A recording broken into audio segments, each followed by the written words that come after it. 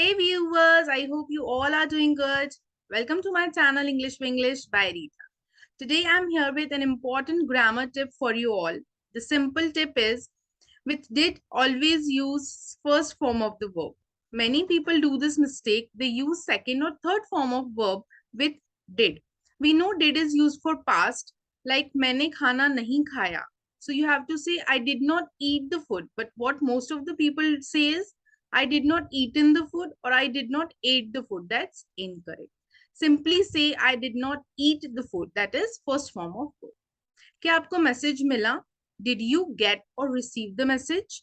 What people say, did you got the message or did you receive the message? That's incorrect. Simply use first form of verb with did. So this is the basic tip. And one more thing, to join my online classes, you can contact on the given number. Online classes are going on for one-on-one as well as group. So this was all for today. I'll be back with new videos soon. Till then, take care. Bye-bye.